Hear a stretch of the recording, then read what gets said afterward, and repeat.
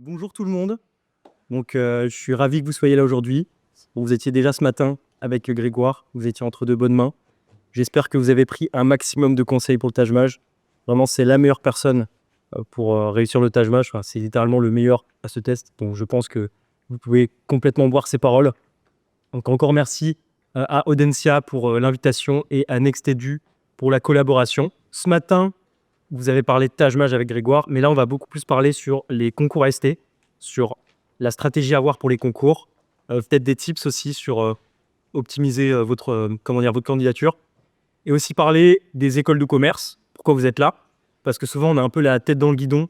Vous êtes là, vous révisez tous les soirs Taj Mahal, TOEIC, les oraux.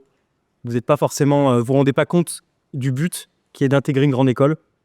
Et donc, je pense que c'est c'est une bonne chose que de rappeler, de vous parler de mon expérience à moi. Donc, moi, c'est Simon. J'ai passé les concours ST en 2022. Donc, en fait, je suis comme vous. J'ai été candidat.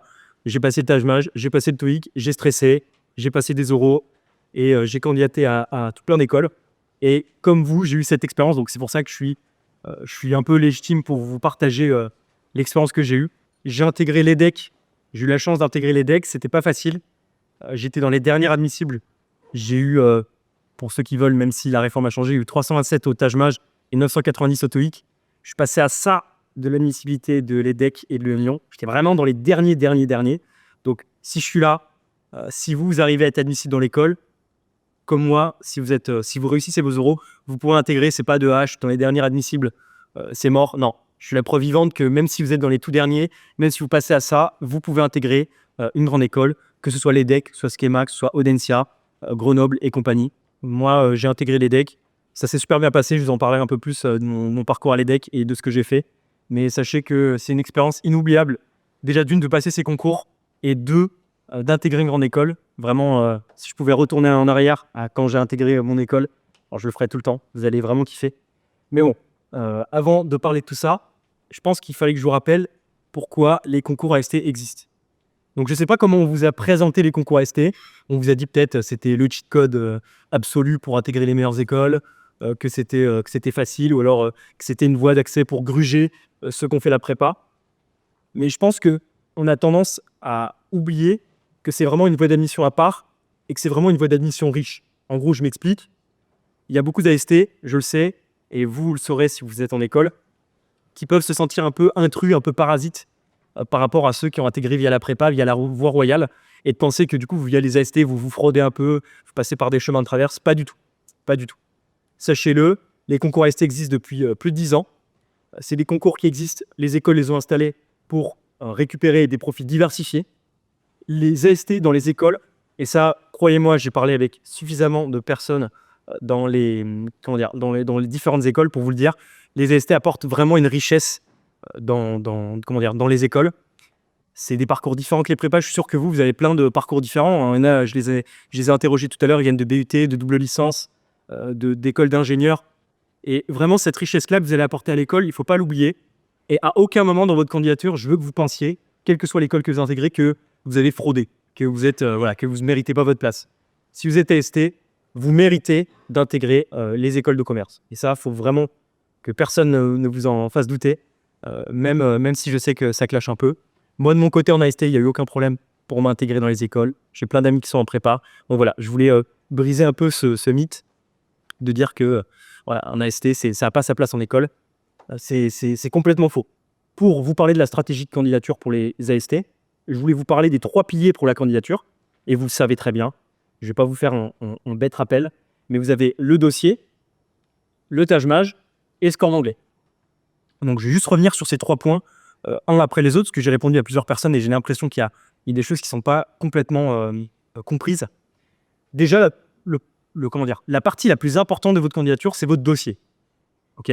Alors, certains vont dire, ok, mauvaise nouvelle, j'ai un dossier pourri, etc. Certes, si vous voulez. Moi, avec Grégoire, on a vraiment des parcours lambda. On n'était pas les meilleurs élèves, on n'a pas eu la mention très bien au bac, on n'était pas des génies, on n'a pas sauté de classe. Grégoire, il a fait l'IE Lyon. Moi, j'ai fait une licence pro. Donc, une licence pro, c'est équivalent d'un BUT. J'ai fait un DUT et une licence pro pour être précis à Cergy. Donc, on n'est vraiment pas on n'est vraiment pas les profils parfaits, les premiers de la classe. Et pourtant, Moi, j'ai intégré les decks et Grégoire a intégré les secs. Et ça, il faut vraiment bien que ça rentre dans votre esprit. C'est que quelle que soit la fac d'où vous venez, même si le dossier compte, quelle que soit la fac d'où vous venez, vous avez vos chances d'intégrer les meilleures écoles. Parce que ça dépendra d'autres facteurs. C'est un ensemble. C'est pas que votre dossier. C'est dossier, Tajmaj et TOEIC. Et souvent, on est un peu trop matrixé par le dossier. Ok, est-ce que mes échanges sont bons? Est-ce que Ok, certes. Là, actuellement, vous êtes dans cette salle. Vous ne pouvez pas modifier votre dossier. À part si vous repassez l'année prochaine des concours, que vous passez un master, vous ne pouvez pas changer votre dossier à l'instant T. Pour améliorer son dossier, il y a plusieurs choses qui peuvent être prises en compte. Déjà, c'est la hiérarchie de notation des écoles. Quand une école va recevoir sa candidature, quelle que soit l'école, Audencia par exemple, ils vont regarder en premier d'où vous venez. Est-ce que vous avez fait un BUT? Est-ce que c'était à Tarbes? Est-ce que c'était à Saclay? Est-ce que c'était à Cergy? Première chose. Donc, est-ce que vous avez fait votre licence à la Sorbonne, à Melun, je ne sais pas. Et ensuite, on va regarder votre spécialité. Donc, est-ce que vous avez fait une licence de maths, une licence d'économie, une licence de philosophie? Et ces deux éléments, c'est la chose la plus importante pour les écoles. Vraiment. Ça fait à peu près 70% de la candidature. Je ne sors pas de ça de mon chapeau. C'est des chiffres. Quand on peut regarder les autres écoles, c'est sur les pondérations. Donc vraiment, votre licence et votre spécialité, c'est ce qu'il y a de plus important. Ensuite, un autre élément qui est important, qui rentre aussi dans ces deux éléments, c'est si vous avez fait une licence ou un master. Plus vous montez en diplomation, mieux vous serez noté par les écoles. Donc si vous avez fait une EL3, vous serez moins bien noté que quelqu'un qui a fait un M2. Donc si vous avez fait une EL3 à SAS, si quelqu'un a fait un magistère ou un M2 à SAS, il aura une meilleure note que vous. Donc les années d'études comptent. C'est pour ça qu'il ne faut pas vous inquiéter. Peut-être que cette année, et je ne vous le souhaite pas, vous n'aurez pas l'école que vous voulez, mais dites-vous que l'année prochaine, vous pourrez toujours retenter. Vous aurez plus de temps pour vous préparer. Et en plus de ça, vous aurez une meilleure note de dossier parce que du coup, vous aurez basculé en master. Donc, faire les concours ST, c'est hyper important. Mais ne grillez pas toutes vos cartouches. Même si vous échouez cette année, essayez d'avoir des bonnes notes à vos partiels. Sécurisez. Comme ça, au pire, vous pourrez retenter cette année, l'année prochaine, avec de meilleurs scores et une meilleure note de dossier. Donc, vraiment, c'est pas dramatique si vous ne réussissez pas à vos concours. Troisième élément, après la filière et la spécialité, ça va être les notes. Est-ce que vous êtes major de promo? Est-ce que vous êtes plutôt dernier de la classe? Encore une fois, Grégoire a redoublé. Moi, j'étais clairement pas dans les premiers de ma promo en licence pro, j'étais dans le milieu. On a intégré nos écoles. Tout ça pour vous dire que les notes que vous avez à la fac, c'est pas important. Ça peut l'être sur les écoles comme HEC et ESCP. Je sais que c'est des écoles qui regardent beaucoup vos notes. Pour le reste, honnêtement, comme je vous l'ai dit, la filière et l'université de provenance c'est tellement prépondérant que vos notes n'ont pas un poids hyper énorme. Donc, il ne faut pas que ça vous bloque. Il y en a beaucoup sur mes réseaux sociaux qui me demandent « Ouais, Simon, j'ai 12 de moyenne, là, j'ai redoublé, est-ce que… » C'est pas grave. Ce qui compte, c'est vraiment de présenter votre dossier et de faire l'ensemble avec le Tajmaj et le TOEIC. Il ne faut pas que ça vous fasse paniquer. Donc, c'était un petit aparté sur les notes. Et ensuite, le dernier élément qu'on va regarder, le moins important, même si ce n'est pas vrai, je vais vous expliquer pourquoi, ça va être vos échanges à l'étranger, vos expériences associatives, vos expériences personnelles. Et ça, c'est difficile à valoriser parce qu'il n'y a pas toutes les écoles qui demandent des lettres de motivation pour l'instant. C'est le cas, je sais, de l'ESCP ou alors les essais de l'ESSEC, par exemple, ou HEC. Mais il ne faut pas que vous vous disiez « Ok, c'est pas important pour les écoles que j'ai fait cet Erasmus en Finlande, que j'ai fait 3 ans d'assaut au BDE. » Certes, on ne va pas le regarder au moment de l'admissibilité. Par contre, ce sera de super expériences à raconter aux autres. Donc, il ne faut pas les jeter à la poubelle, se dire que ça ne sert à rien, etc. Non, pas du tout. Les expériences que vous avez en extrascolaire, associatif, ça peut être un game changer pour vous, pour les autres. Mais ça, j'en parlerai tout à l'heure dans les conseils pour les autres. Donc voilà, je vous ai dit la hiérarchie de la notation du dossier. Donc, par exemple, à Audencia, c'est Coef 7, le dossier. Vous avez d'où vous venez, quelle est votre spécialité, vos notes, et ensuite les expériences associatives extrascolaires pro. Peut-être certains le savaient déjà, je pensais que c'était important de faire ce rappel, histoire que vous vous rendiez compte de ça. Peut-être qu'actuellement, vous êtes en train de vous dire « Ah mince, le dossier c'est prépondérant, j'ai pas un bon dossier, mince ». C'est pas grave, parce qu'il y a le deuxième élément qui arrive, et on en a bien parlé ce matin, le Tajmaj. Alors moi, c'est pour ça que je me suis associé à Grégoire, je suis pas l'expert du Tajmaj, moi j'ai eu 327, donc c'est pas un score. Là, avec la réforme, je pense que ça doit être 360, 380 max. C'est ok, c'est un bon score, mais ça casse pas 3 pattes à un canard. Et malgré tout, ça m'a permis d'intégrer l'EDEC. Donc, faut pas que ça vous inquiète. Et Grégoire, s'il n'avait pas eu 500, il n'aurait sûrement pas eu l'ESSEC. Le Tajmaj, même si votre dossier n'est pas bon, même si comme Grégoire, vous aviez redoublé à IAE Lyon, je ne sais pas, si vous faites un excellent score à votre Tajmaj, vraiment soyez-en conscients, ça peut vous sauver. Ça peut sauver un dossier moyen, un dossier faible. Et ça, il ne faut pas que ça sorte de votre esprit. Le Taj Mahal, ça peut vous sauver la vie, tout simplement. Donc, bossez-le simplement. Je ne vais pas rabâcher ce que vous a dit Grégoire maintenant. Vous avez encore toutes les cartes devant vous, même si vous n'avez pas un super bon dossier, d'intégrer les meilleures écoles si vous réussissez votre Taj Mahal. Et c'est vraiment un des éléments les plus importants. Pas forcément pour toutes les écoles. En fait, plus on monte dans les classements, moins le Taj Mahal est important. Pour HEC, ESSEC et ESCP, c'est un peu plus secondaire. On va surtout regarder votre dossier, d'où vous venez. Par contre, pour Audencia, Schema, par exemple, Audencia, je vous dis, c'était COEF 7 le dossier. Taj Mahal, je suis COEF 5. Il n'y a que 2 points d'écart. Donc, si vous avez une mauvaise note de dossier à Audencia, vous pouvez largement compenser avec un bon Taj Mahal. C'est mathématique. Et moi, j'ai vu des personnes qui venaient de bachelor, qui venaient de BTS, enfin bref, pas les trucs qui sont forcément les mieux notés, mais complètement renverser la balance en ayant un excellent score au Taj Mahal. Donc vraiment, rendez-vous compte de la chance que vous avez. Certains le passent dans 1 mois, 2 mois, mais le travail que vous allez faire maintenant, ça peut vous garantir une place dans l'école que vous visez. Voilà. C'était le petit aparté sur le Taj Mahal. Troisième élément, et sûrement le plus sous-coté, j'en ai parlé, il y en a pas qui ont passé encore le score en anglais. En fait, le score en anglais, le TOEIC, le TOEFL, l'IELTS. Communément, on va vous dire de passer le TOEIC. C'est le plus simple, entre guillemets. C'est le plus simple et les barèmes sont assez avantageux pour les élèves. Quel score viser au TOEIC? Bon, je pense que maintenant on peut le dire, ça dépend de l'école, mais un standard pour un candidat bien préparé, maintenant que les concours ST sont devenus un peu plus concurrentiels, ça va être de viser 900, 950, plutôt 950. C'est des très bons scores, on en est conscient, mais ça peut vous sauver la vie. Moi, j'avais un Taj Mahal moyen, je vous ai dit, 327. Par contre, ce qui m'a vraiment permis d'être admis dans toutes les écoles auxquelles j'ai postulé, c'est le TOEIC. J'ai eu le score max. Et c'est pas pour flex, c'est juste pour vous montrer que si vous prenez bien en compte les coefficients et que vous ne dites pas, OK, full Taj Mahal, on s'en fout du TOEIC, Taj Mahal, dossier, etc. Non, le TOEIC, ça peut vous sauver. Donc ne le négligez pas. C'est quelque chose qu'il faut bosser idéalement. Faut focus Taj Mahal puis ensuite le TOEIC. C'est de ne pas faire les deux en même temps. C'est pas grave si vous le faites, mais ça nécessitera une bonne organisation et beaucoup de travail. Mais le TOEIC, moi j'ai des amis qui étaient vraiment nuls en anglais. Enfin vraiment pas une bonne note au bac d'anglais, ils parlent très mal anglais. Mais le TOEIC en fait c'est juste du bachotage. C'est juste j'apprends mon vocabulaire, j'apprends les règles de grammaire et je fais des exercices. Très bon site que je peux vous conseiller pour le TOEIC si vous ne le connaissez pas encore. Estudimi, estudy.me. Excellent, gratuit. Énormément d'exercices, énormément de TOEIC blanc. Franchement, allez-y si vous n'y êtes pas déjà. Peut-être que vous révisez avec Global Exam, etc. Non. Estudimi, c'est vraiment le meilleur support. J'ai révisé qu'avec ça. J'ai eu le score max. Le TOEIC, le Taj Mahal, on le prend en compte, mais le TOEIC, on ne le sous-estime surtout pas. Ça peut sauver votre candidature. Le tout, ça va être de s'organiser. Est-ce que vous devez passer le Taj Mahal bientôt? Est-ce que vous avez le temps de passer le Taj Mahal et le TOEIC? Comment est-ce que vous arrivez à amener les deux dans votre planning de révision? Ça, c'est à vous d'en décider. Maintenant, visez un 900, 950 si vous voulez vous garantir d'avoir des écoles comme Schema, Audencia, Lyon EDEC. C'est devenu le nouveau standard. Autre grosse nouveauté de cette année, la nouveauté, c'est les rounds. Donc peut-être que vous en avez entendu parler.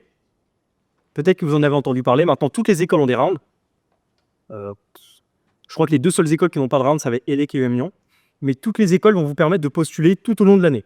Donc, pas que postuler comme c'était avant, c'est-à-dire toutes les dates d'euros, c'était en mai. Maintenant, vous pouvez postuler en septembre, vous pouvez postuler en janvier, vous pouvez postuler en mars, vous pouvez postuler en avril. Toutes les écoles ont des rounds différents. Juste, je vais vous donner des petites infos sur les rounds pour pas que ça vous perde. Mais en gros, sachez que déjà, vous ne pouvez postuler qu'à un seul round. Par exemple, à Audencia, vous pouvez postuler au round 2 qui va avoir lieu début mars et au round 3 en avril. Ça peut être intéressant. Par contre, vous ne pourrez postuler qu'à un seul round. Donc, si vous ratez le round, vous ne pourrez pas postuler ou alors vous devrez attendre l'année prochaine. Soyez-en conscients. Deuxième chose, c'est plus on va loin dans les rounds, round 3, round 4, les derniers rounds, plus il y a de concurrence.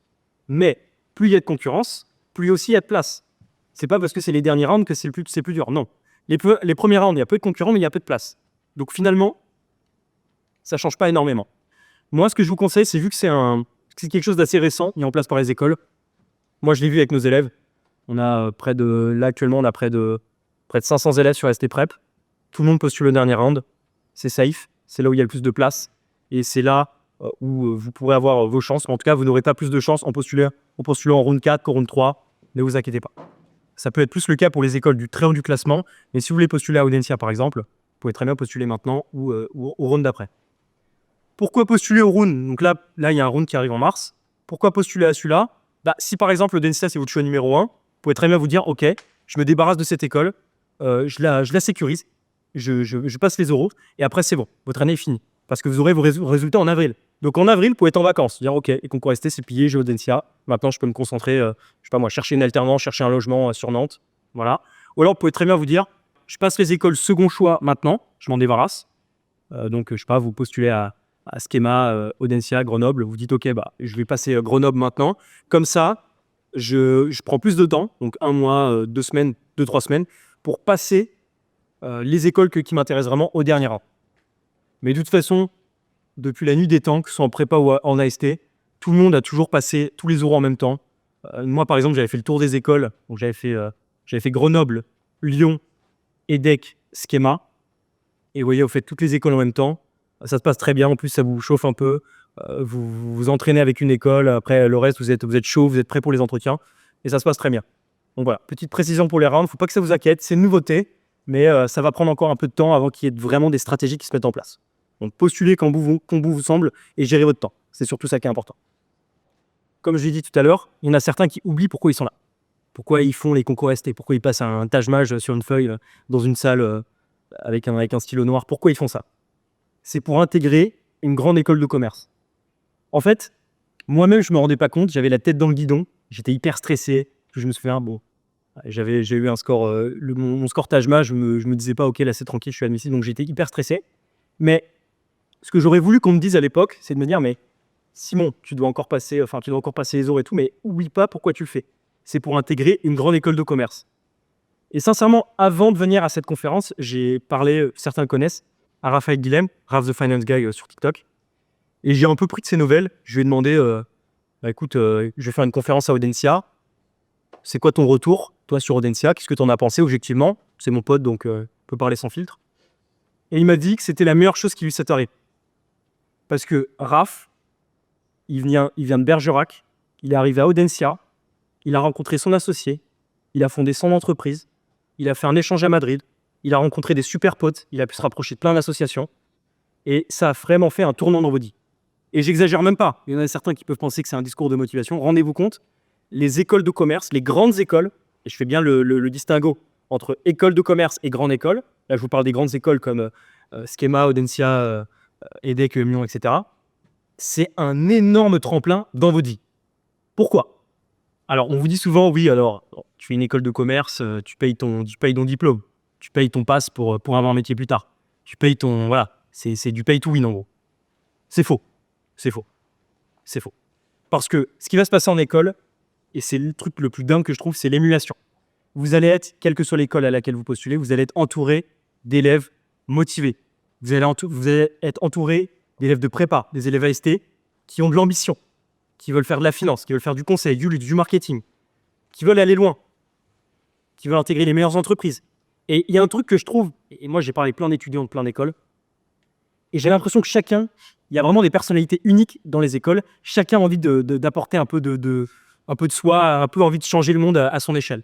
Et ça, c'est vraiment un truc qui est bien dans les écoles de commerce. Et ça, vous ne retrouverez pas ça dans les écoles d'ingénieurs non plus.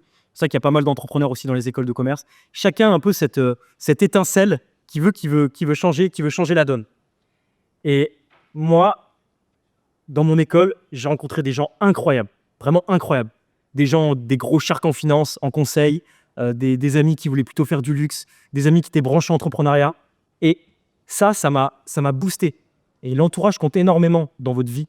C'est pas que pour les concours ST, mais quand vous êtes entouré de personnes ambitieuses, de personnes qui ont la dalle, ça change tout. Vous avez envie de mettre beaucoup plus d'efforts dans vos projets. Vous avez envie de chercher les meilleurs stages. Vous avez envie de vous dépasser.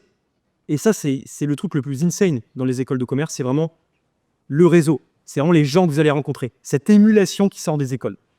Et ça, c'est fou. Un autre point qui est important dans les écoles et qui est super, c'est les associations.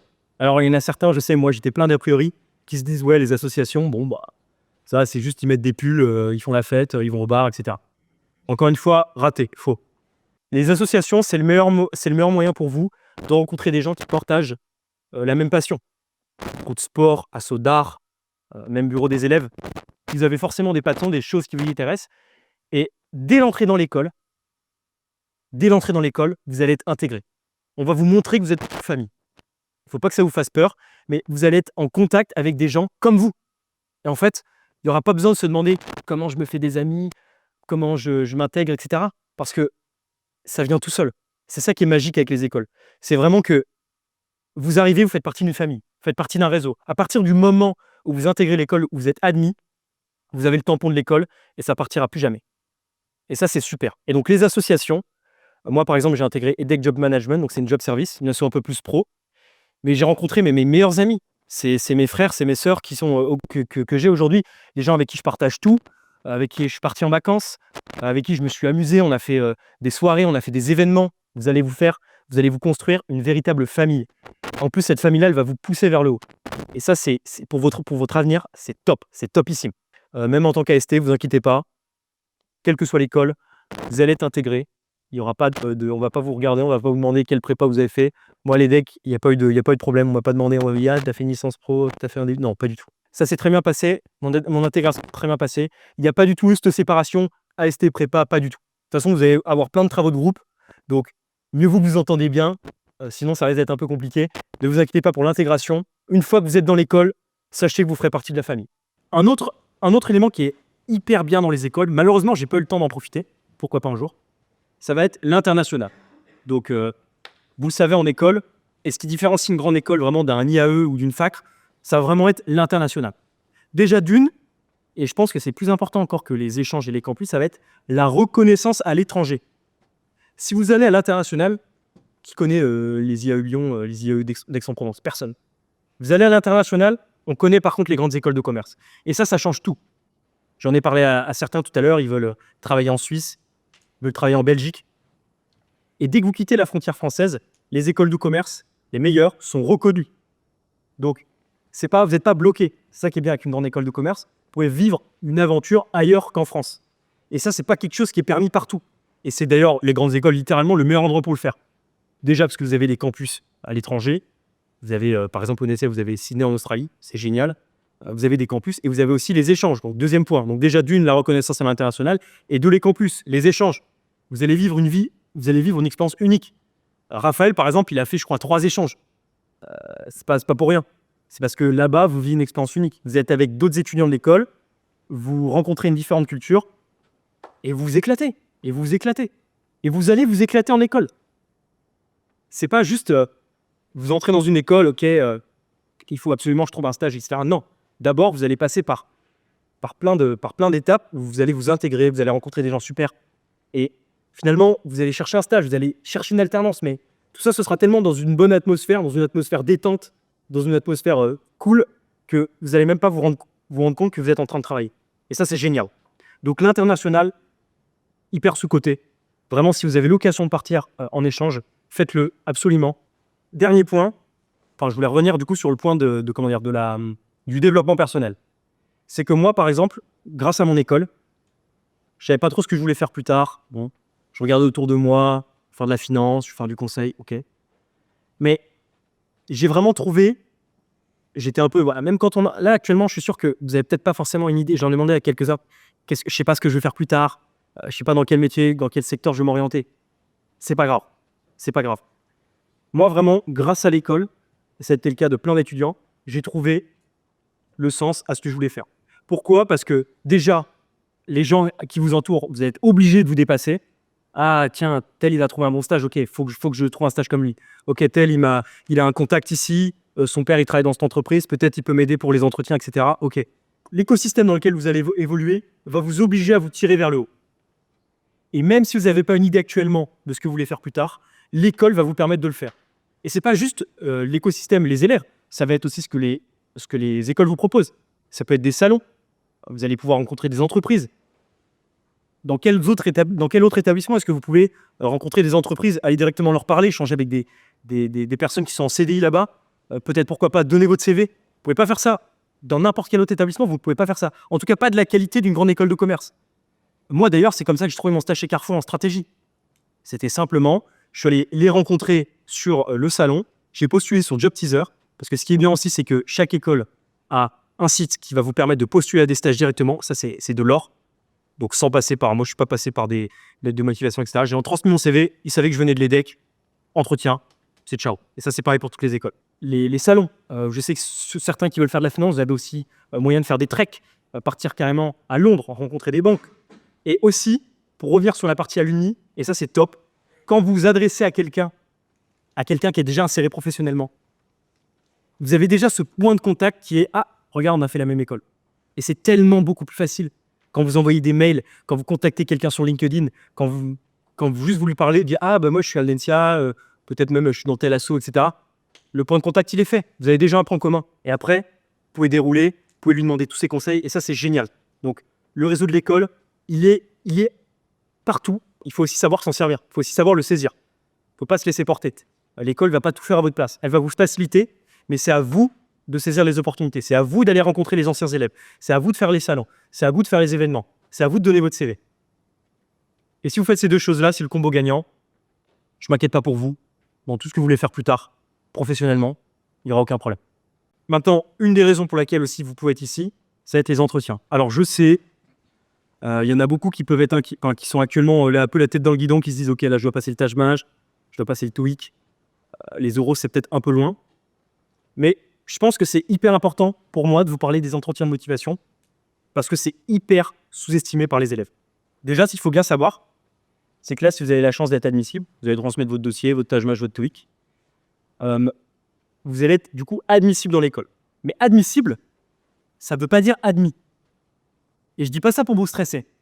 Mais sachez juste que quand vous avez mis un premier pas dans l'école, il faut passer le second.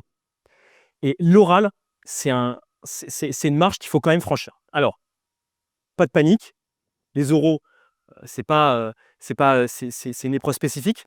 Mais malgré tout, il y en a beaucoup qui se disent ça va passer, je suis à l'aise à l'oral, je suis plutôt bavard, je suis plutôt extraverti. Les oraux, ça va être facile. Pas du tout. Les oraux, c'est une épreuve à part entière. Il faut respecter certains codes, il faut avoir certains éléments, il faut savoir comment se présenter. Et c'est ça dont je vais vous parler aujourd'hui. Alors déjà, un petit mythe, il y en a certains qui pensent, dès que je suis admissible, les compteurs sont remis à zéro. Donc, je suis admissible, on repart tous à zéro, et puis ceux qui ont 18, ils sont premiers. Non. Votre note d'admission, pas d'admissibilité, donc une fois que vous serez admis dans l'école, prendra en compte votre note d'admissibilité, donc votre dossier, votre TAJMAJ, votre TOEIC, et votre note à l'oral. Donc c'est pour ça que je vous dis que le TAJMAJ, le TOEIC, le dossier, c'est important. Parce que si déjà vous avez sécurisé ces trois éléments, vous êtes déjà assez bon, vous allez déjà vous propulser dans les premières places dans l'école. Et ça peut être super intéressant. Je sais que dans certaines écoles, comme l'EDEC par exemple, les premiers, c'est eux qui peuvent aller à Nice, ou alors faire le parcours GET à l'international. Donc, même pour vous, si vous savez déjà que vous êtes en avance, vous allez un peu pouvoir vous dire « Ok, je ne suis pas obligé de surperformer pour intégrer l'école. » Je vous dis ça parce que moi, je savais pertinemment que j'étais dans les derniers. Je savais que j'étais passé à ça. Et du coup, j'avais un peu la pression à l'EDEC de me dire là, il faut absolument que j'ai une excellente note, sinon, je suis foutu. Donc, je vous remets une couche sur le dossier, mais le dossier est pris en compte avant les oraux. Donc, maximisez-le et vous vous épargnerez beaucoup de stress.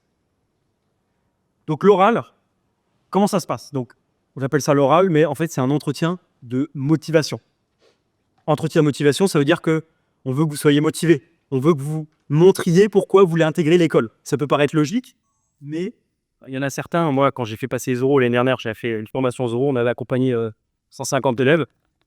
Ils étaient juste là, les bras croisés. Moi, j'ai envie d'intégrer l'école parce que le réseau, parce que le... Non.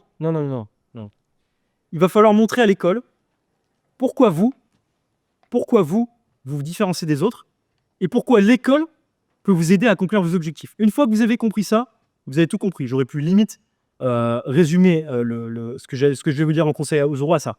C'est à partir du moment où vous avez compris que vous devez faire comprendre à l'école pourquoi vous et pourquoi l'école va vous aider dans votre projet, ce sera bon. Donc, l'élément qu'il faut prendre en compte, alors déjà, je digresse un peu, mais ce qu'il faut savoir, c'est que pour les entretiens de motivation, il y a différents formats. Donc, peut-être certains se sont renseignés. Il y a la trilogie de l'EDEC, il y a les cartes de l'EM Lyon, il y a l'entretien de Dentia avec le sujet de culture G, l'entretien inversé de Grenoble, bref, il y a différents formats.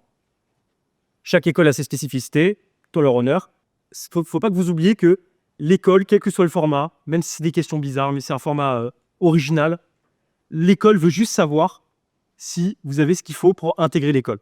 Donc même si à Audencia, vous pouvez vous demander mais pourquoi on fait faire un sujet de culture G, ce qu'on veut c'est juste évaluer votre capacité si vous êtes bon pour intégrer une grande école de commerce. Vous ne faites pas avoir si vous pensez que c'est des artifices.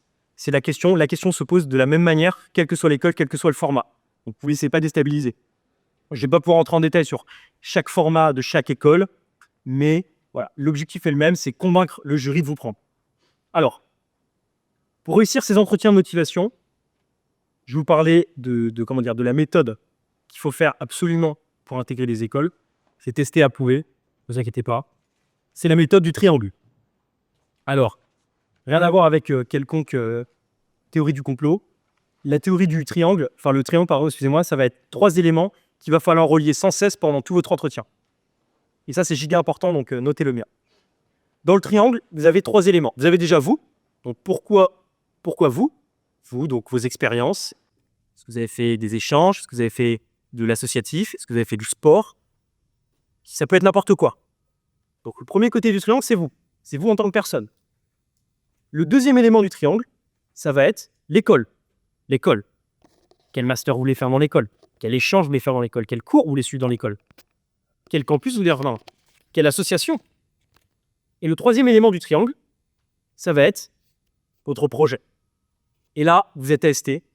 Peut-être que les conseils peuvent être différents pour des prépas, mais retenez bien ça. Le projet professionnel, on s'attendra à ce que vous en ayez un. Contrairement à ma prépa, on se dit, ok, bon, il avait la tête dans le guidon pendant 2 ans. Ok, l'entretien de motivation a d'ailleurs beaucoup moins de poids en prépa que pour les ASP. On va se dire, ok, bon, c'est pas grave, il a fait 2 ans. En plus, il a une année de pré-master en plus, contrairement à nous. Ça fera l'affaire. Vous, on s'attend à ce que vous sachiez quelle direction prendre dans la vie. On s'attend à ce que vous sachiez quel métier vous voulez faire et pourquoi l'école en particulier. Donc, il faut être aiguisé dessus. Il faut le connaître.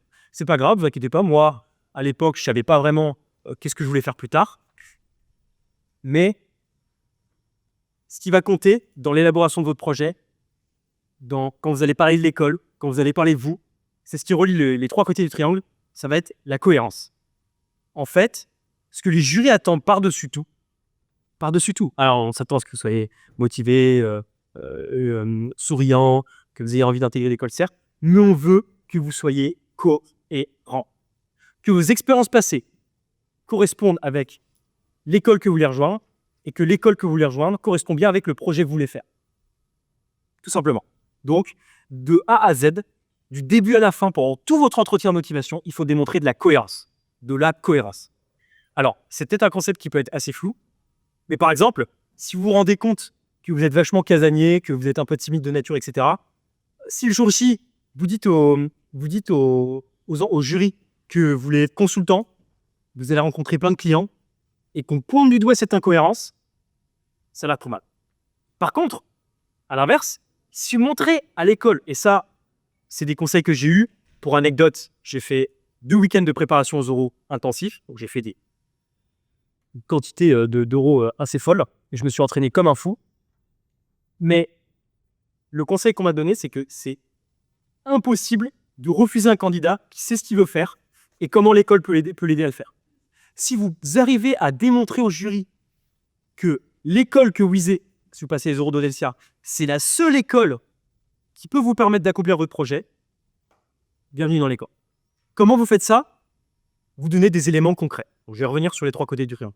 Pour l'école, il est hors de question de dire moi j'aime bien l'école pour son réseau, pour ses échanges. Ok, toutes les écoles ont un réseau, toutes les écoles ont des échanges, toutes les écoles ont des associations. Laquelle vous voulez? Quelle association vous voulez rejoindre? Quel échange académique? Dans quel pays? Quel double diplôme vous voulez faire avec l'école? C'est ça qui est important. On veut savoir qu'est-ce qui correspond à l'école précisément. Donc on s'attend de vous, pas que vous ayez une connaissance générale de l'école, mais une connaissance précise. Que vous, il vous faut, chez Audencia, ce programme en particulier. Comment vous voulez qu'ils vous contredisent et vous disent « Ah, mais vous pouvez aller dans Audencia ?» Non, il n'y a qu'Audencia qui a ce programme. Il n'y a qu'à Audencia je pourrais accomplir mon projet. Donc ça, c'est important. Quand vous renseignez sur l'école, ne vous renseignez pas juste de manière vague, mais renseignez-vous sur des objets, sur des points précis. Soyez précis. C'est ça qu'on vous demande. On veut que vous soyez précis. Pour votre projet professionnel, c'est pareil. Ok, bah, je veux faire de la finance. Qu'est-ce que tu veux faire en finance? Du private equity, du M&A, de la gestion de patrimoine, de la comptabilité, de l'audit. Soyez précis. Et encore mieux, quand je vous dis d'avoir un projet professionnel précis. Moi, par exemple, mon projet, c'était d'être directeur régional d'hypermarché. Ok, c'est pas le truc le plus sexy, mais pas seulement directeur régional d'hypermarché, mais directeur régional d'hypermarché chez Carrefour. Donc j'avais même l'entreprise. Et encore une fois, c'est pareil que l'école. Pourquoi cette entreprise en particulier? Ses valeurs? Est-ce que c'est son programme, le gradué de programme par exemple? Est-ce que vous avez parlé avec des anciens qui vous ont dit, qui vous ont recommandé? Ça fait plein d'éléments différents. Mais encore une fois, on vous demande d'être précis. Et le meilleur conseil que je peux vous donner pour trouver votre projet professionnel, c'est simple, et pour pas qu'on puisse vous contredire, parce que certaines fois on peut se dire « Ah oui, alors j'ai envie de faire ce projet-là, mais je suis pas trop sûr que je puisse le faire avec l'école. » C'est simple, vous allez sur LinkedIn, vous mettez Schema, Audencia, vous allez dans Anciens étudiants et vous regardez ce qu'ils font. Vous regardez quelle entreprise ils font. Encore plus simple, je ne sais pas si vous voulez travailler chez Dior, mettez Dior plus Audencia. Vous avez le parcours en détail de ce qu'il a fait. Est-ce que la personne a fait un double diplôme? Est-ce qu'elle a fait un échange au SAA? Quel stage elle a fait? Vous faites un truc béton. Inspirez-vous des parcours des alumni. Comme ça, si un jour on vous demande « Mais écoutez, monsieur, madame, vous êtes sûr que vous pouvez faire ce projet avec nous ?» Bah écoutez, tel alumni l'a fait. Et j'ai parlé avec lui, je me suis renseigné. Et il m'a parlé de votre école en bien, il m'a dit à quel point ça m'avait aidé, ça m'avait aidé. Donc, pour définir votre projet professionnel, parlez avec des alumni et inspirez-vous de leur parcours. C'est la chose la plus simple à faire, c'est ce que j'ai fait. Et enfin, dernier élément du triangle qui peut être le plus vague, c'est vous. C'est vous. Mais j'ai un peu menti, c'est pas forcément le vous qui les intéresse. C'est vos expériences. Qu'est-ce que vous avez fait depuis... Ouais, peut-être pas aller jusqu'à quand vous avez 5 ans, quand vous jouez au domino, mais qu'est-ce que vous avez fait du collège au lycée à maintenant? Qu'est-ce qui vous a construit? Qu'est-ce qui vous a construit? Qu'est-ce que vous avez pratiqué du sport? Est-ce que vous avez fait partie d'une association? Vous étiez bénévole? Vous étiez dans une ONG? Ça peut être plein d'éléments différents. Et je veux que vous fassiez la liste le jour où vous préparez aux euros. Je sais, je suis conscient, c'est pas la priorité actuellement. Mais vous refaites toute la liste de tout ce qui vous a amené jusqu'à candidater aux écoles aujourd'hui. Quel lycée, quelle licence vous avez fait, quel projet vous avez fait, ça peut être aussi précis ça.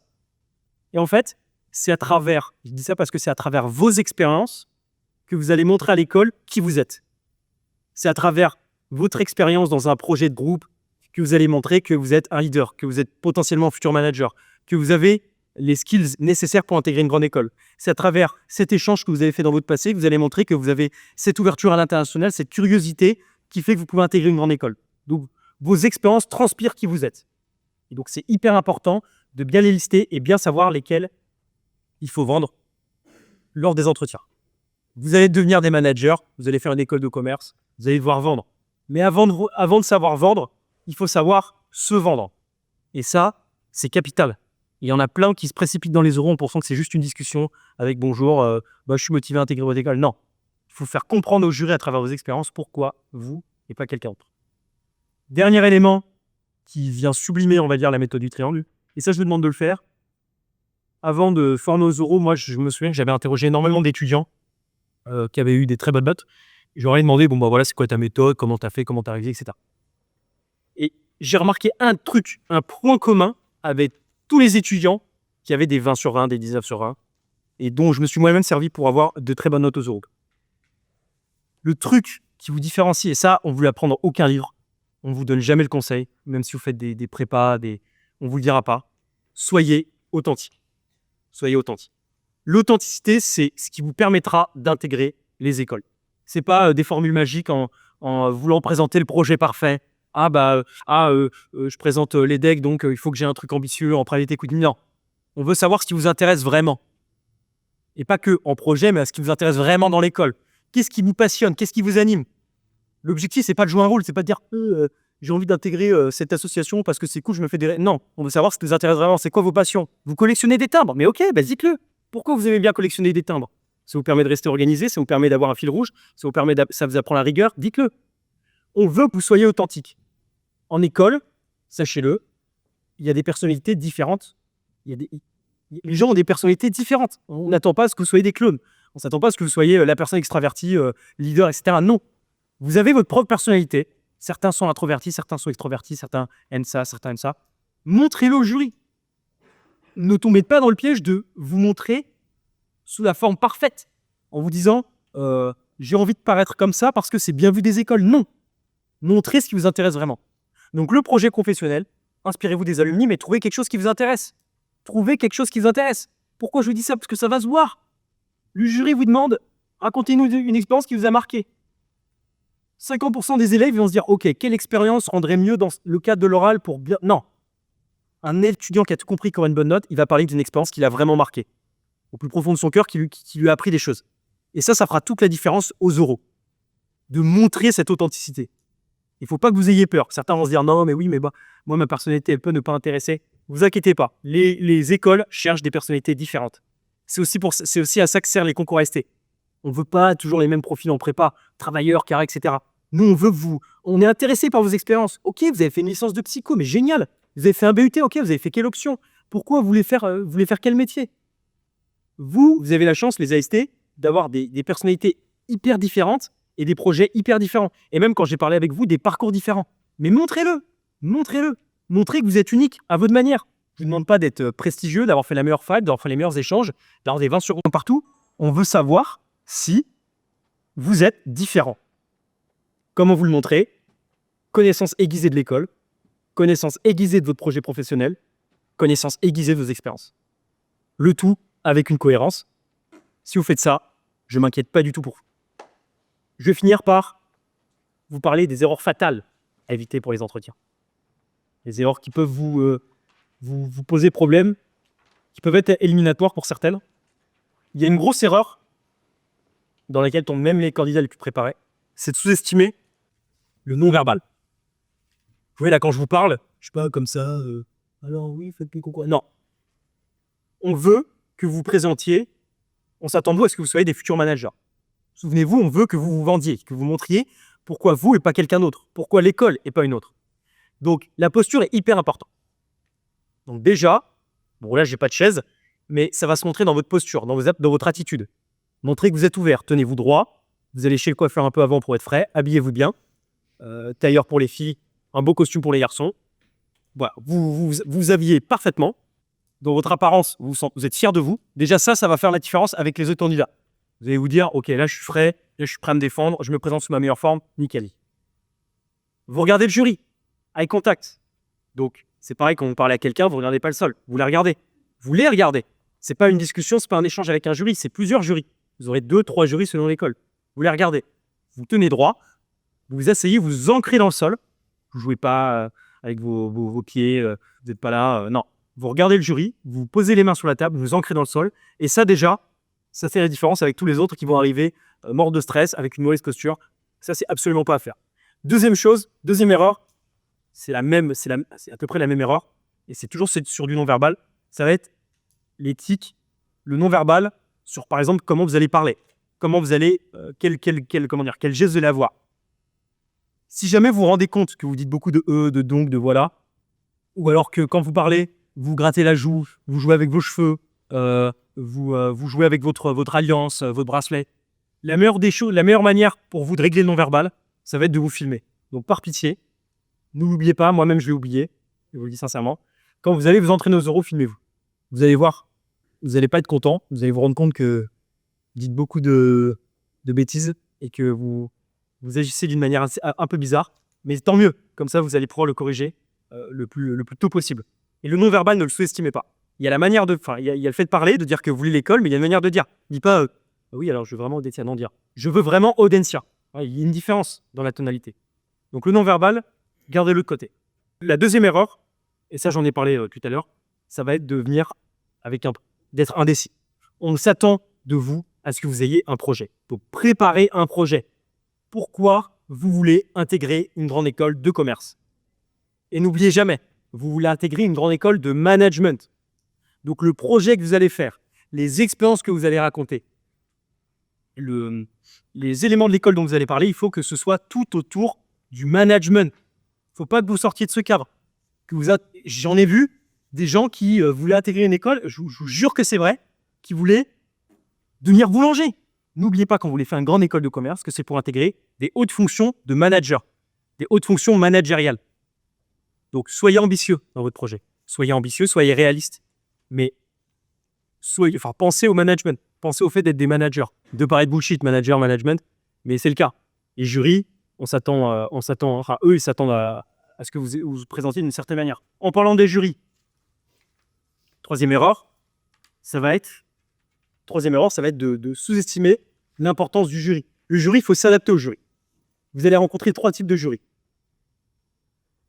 Le jury, on va dire normal, il va vous poser des questions normales, il va vous écouter, l'oral va se passer tranquillement, on va dire, dans les règles de l'art. Je vous souhaite d'avoir ce genre de jury. En général, ça se passe bien, surtout si vous connaissez l'école, votre projet et vos expériences. Le deuxième jury, et ça, il faut s'en méfier. Je suis tombé dessus, moi, personnellement, à l'EM Lyon, je me souviens. C'est le jury trop gentil. Jury trop gentil. Le jury qui va être passionné par tout ce que vous dites, qui va vouloir discuter avec vous, qui va vouloir faire ami-ami, etc. Ok, cool. Moi, je vous souhaite que vous ayez une bonne entente avec votre jury le jour J. Mais n'oubliez pas que vous êtes là pour vous vendre. Vous êtes là pour parler de l'école, de votre projet et de vous. Donc, même si ça rentre dans une discussion informelle, pas vous raconter votre vie, etc. Des fois, il y en a qui oublient, qui sont là pour se vendre et pour intégrer l'école. Et je vous jure qu'il y en a plein qui sont tombés dans ce piège-là. Ah, ça s'est super bien passé avec le jury, top. 5 sur 20. Ce serait dommage. Troisième jury, sûrement celui que vous redoutez le plus. D'ailleurs, c'est un peu c'est un peu la crainte de tous les candidats. Et vous allez voir quand vous allez vous préparer à différentes questions. Vous allez vous dire, ok, est-ce que s'il me pose la question, si tu te réincarnais en animal, Ok, écoutez-moi. Les jurys, quelle que soit l'école, ils sont bienveillants. Ils sont là pour que vous intégriez l'école. Ils ne sont pas là pour vous empêcher d'intégrer l'école. Ils ne sont pas là pour vous piéger. Ils sont là pour avoir une discussion avec vous, pour comprendre vos motivations en tant que candidat. Donc le troisième type de jury est le plus rare, quasiment jamais tombé, c'est le jury sévère. Le jury qui va être désintéressé. Le jury qui va regarder ailleurs quand vous parlez. Le jury qui va être sur la défensive, qui va essayer de vous piéger. Ce jury peut exister. Il est arrivé à d'autres étudiants. Mais il ne faut pas s'inquiéter, parce que déjà, si un jury il est aussi sur la défensive, il est offensif, ou alors qu'il est résistant, etc., ça peut être aussi pour vous challenger. Il a vu dès votre pitch, dès le moment où vous êtes présenté, vous étiez un bon candidat. Donc il essaie de montrer de quel bout vous chauffez. Ok. Plus vous êtes challengé dans un oral, plus c'est bon signe. Souvenez-vous-en. Mais surtout, le jury qui vous pose la question de quel animal totem vous voulez être, vous pose que des questions bizarres, faites nourrir, des questions déstabilisantes. La question derrière son esprit, c'est toujours le même. C'est qui vous êtes? Qu'est-ce que vous voulez faire plus tard? Pourquoi vous êtes ici? Donc ne l'oubliez pas. Même si la question vous paraît bizarre, il y a toujours une idée pour le jury. Il y a toujours une idée derrière chaque question. Et les meilleurs candidats, c'est ceux qui arrivent à se dire « Ok, là, il me pose cette question, mais c'est peut-être parce que j'ai moins approfondi cet aspect de ma candidature. Peut-être que je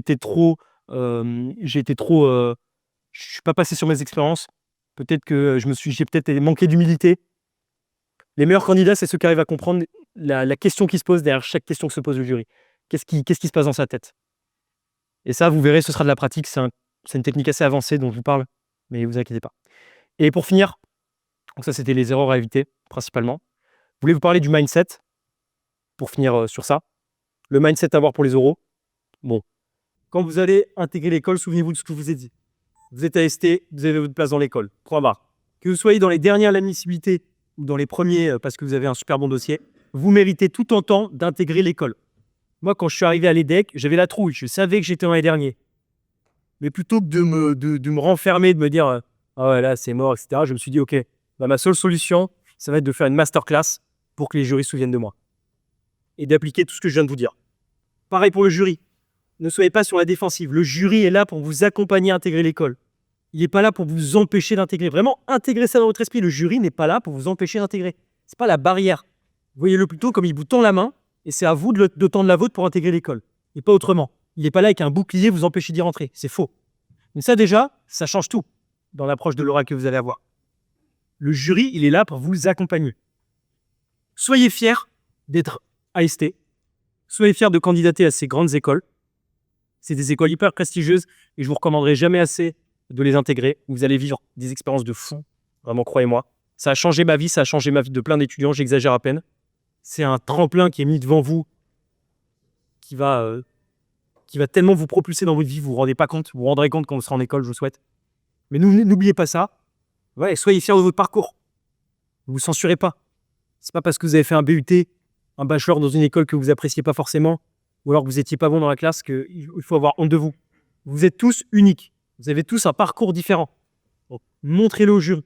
Montrez au jury à quel point vous êtes différent, à quel point vous êtes unique. Et soyez fiers d'intégrer les grandes écoles.